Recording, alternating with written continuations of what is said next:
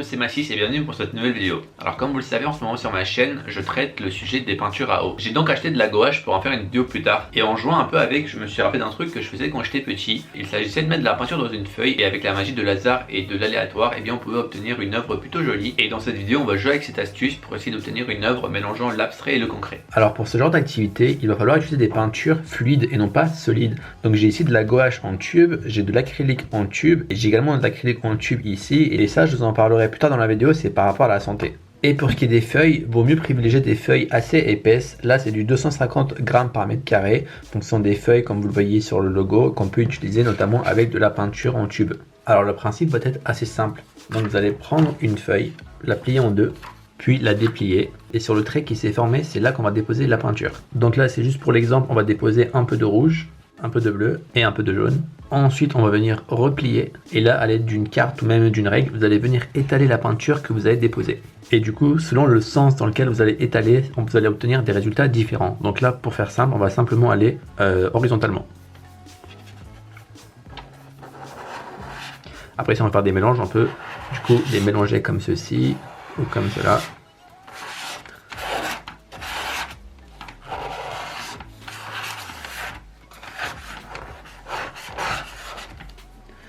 Et une fois que ça c'est fait, là c'est la partie la plus satisfaisante, vous allez venir découvrir votre œuvre.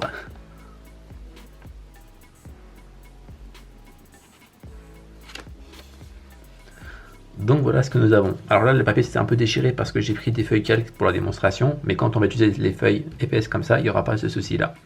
Donc voilà ce qu'on obtient avec simplement 3 couleurs, de très beaux mélanges. On obtient quelque chose de symétrique, donc c'est vraiment intéressant de ce niveau là. Là on a fait quelque chose tout à fait au hasard, donc le résultat n'a pas de sens, mais c'est très joli quand même. Alors vous l'avez sûrement vu sur ma miniature, je vais essayer de faire un ciel un peu apocalyptique, et peut-être pourquoi pas rajouter une ville en contre-jour juste ici en bas. Donc pour le ciel apocalyptique, on va prendre du jaune comme base. Donc je vais d'abord plier la feuille. Une fois que c'est plié, que nous avons ici la marque du milieu, je vais venir mettre beaucoup de jaune sur le bas ici et sur tout le long également.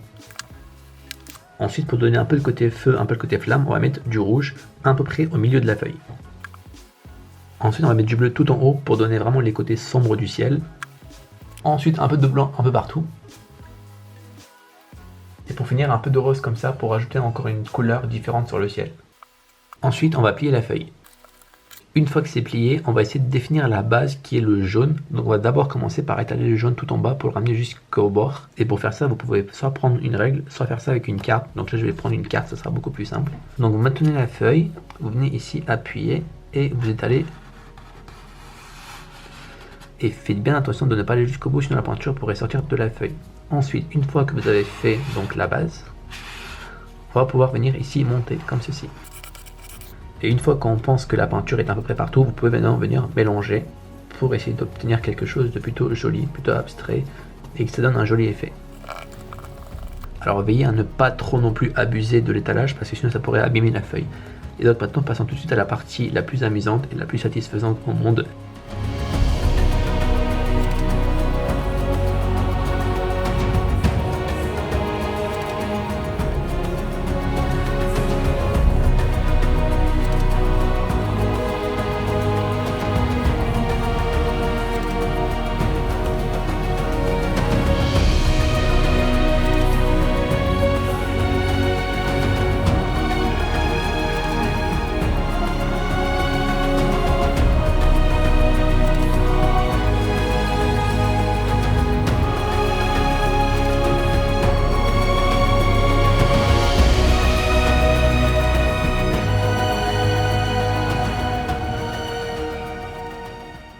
Donc voici ce que nous avons. Alors personnellement je trouve ça vraiment joli, j'adore la texture que ça fait, les filaments de peinture comme ça, je trouve ça vraiment très beau. Les mélanges, les dégradés qui sont tout seuls, je trouve ça vraiment magnifique. Ce que j'adore dans cette technique, c'est qu'à chaque fois vous avez une nouvelle œuvre et vous n'arriverez jamais à faire la même chose en fait. C'est vraiment le hasard qui va peindre à votre place. Et à chaque fois, c'est très satisfaisant de découvrir le résultat. Et maintenant, on va jouer avec ça pour essayer de rendre cette œuvre abstraite un peu plus concrète en rajoutant par exemple une ville ici en contre-jour pour que ça fasse un tableau entier. On va également, je pense, découper la partie basse ici. Mais pour ça, on va d'abord attendre que ça sèche. Alors, une fois que c'est sec, vous pouvez prendre soit de la peinture noire, soit un feutre noir. Moi, je vais prendre un feutre pour ma part pour être un peu plus précis. Et on va venir faire la ville. Alors, juste pour vous montrer un exemple, je prends la première version que nous avions fait au début. Pour la ville, je vais simplement venir faire ici des rectangles comme ceci. Alors je ferai des rectangles de différentes tailles pour faire différents bâtiments. Par contre, vous, si vous voulez refaire ce genre de dessin, mais que vous ne voulez pas faire de ville, vous pouvez très bien faire un paysage par exemple, avec des montagnes comme ça, ou vous pouvez très bien venir faire des arbres. Des arbres comme ça qui fait un peu rappeler un désert. Donc c'est à vous de choisir quel élément vous allez rajouter pour rendre votre dessin plus réel. Moi pour ma part, ce sera la ville. Et un truc qui est drôle, je sais pas si vous l'avez remarqué, mais ici, là, on dirait pas un ange. Genre, là, c'est la tête. Et là, c'est ses ailes, genre. Genre, on dirait...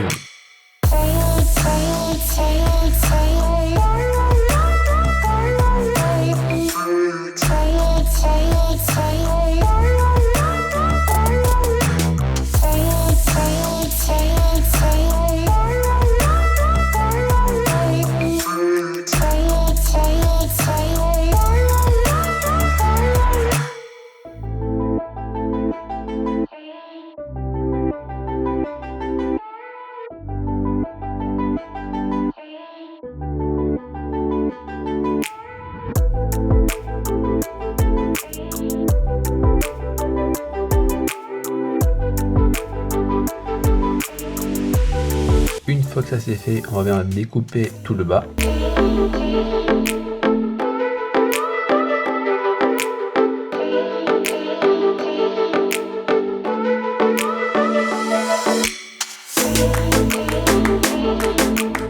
Et voilà, on peut dire que notre œuvre est terminée. Nous avons ici une magnifique ville, sous un ciel à la fois très beau et en même temps apocalyptique. J'ai mis à peu près 30 secondes pour faire la ville, et j'ai mis à peu près 1 minute pour mettre la peinture, plier, étaler et déplier. C'est vraiment quelque chose qui est très rapide à faire.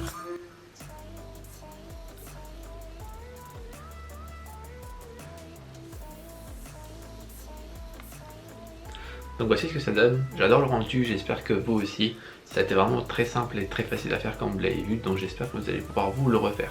Alors bien sûr c'est simple et c'est plutôt destiné à un public assez jeune. Donc si vous êtes un parent, ça peut être une activité vraiment intéressante à faire avec vos enfants, ou bien si vous avez des petits frères et sœurs ou des cousins, cousines, vous pouvez très bien faire ça avec eux et les impressionner, ou même leur apprendre à faire ça, et ils vont pouvoir faire des jolis effets comme ça, ils seront fiers d'eux malgré le fait qu'ils ne sachent pas forcément dessiner. Et vu que c'est plutôt destiné aux jeunes et qu'il faut utiliser de la peinture, je voulais vous parler d'un truc, et c'est de cette boîte là que j'avais montré au début de la vidéo. En fait, il faut savoir que dans les peintures en général, pour que les couleurs soient éclatantes, on utilise un produit chimique qui s'appelle le cadmium. Et en fait, il s'avère qu'avec le temps, le cadmium peut être nocif. Et en fait, la marque Liquitex, on crée depuis 1 an une nouvelle gamme de peinture sans cadmium, mais la couleur reste aussi éclatante qu'avec. Alors, c'est pas du tout un placement de produit, je suis ni sponsorisé ni payé quoi que ce soit, c'est juste qu'il m'avait envoyé cette boîte avec donc 2 tubes de peinture, un qui contient du cadmium et l'autre qui ne contient pas du cadmium, pour que je puisse voir s'il y avait une différence ou pas. Et comme vous le voyez, il n'y a aucune différence entre les deux couleurs, ce qui fait que c'est vraiment top. On va pouvoir utiliser des produits moins nocifs qu'avant et donc avoir les mêmes éclats. Et donc voilà, vu que là j'avais fait une activité plutôt pour les jeunes, je me suis dit que c'était le meilleur moment pour vous en parler, car il faut faire plutôt gaffe à la peinture qu'on utilise, parce que le dessin c'est la vie, oui, mais la santé aussi. Du coup voilà, si je vois que ce concept de dessin rapide à faire mais un peu en stylé vous plaît, j'en connais encore plein d'autres comme ça, donc si je vois que la vidéo vous plaît, alors je vous les montrerai tous. Donc il vous suffit de mettre un like sur cette vidéo pour que j'en fasse encore plein d'autres. Également ma mini-série qui arrivera bientôt sur le dessin d'imagination avance très bien, j'ai déjà réalisé 2 épisodes, il m'en reste encore 3. Dès que les 3 seront terminés, je pourrai vous diffuser tout ça. Si vous ne voulez pas les rater, eh bien abonnez-vous si ce n'est pas déjà fait. Merci à toutes les personnes qui regardent mes vidéos et qui les partagent, c'est grâce à vous si ma chaîne se développe. Le prochain grand palier, ce serait d'atteindre les 80 000 et mon rêve, ce serait d'avoir les 100 000 avant 2019. Donc je vais bosser dur pour y arriver, vous proposer encore plus de vidéos. Et sinon, on se retrouve très vite pour une nouvelle. D'ici là, prenez soin de vous, n'oubliez pas le dessin, c'est la vie.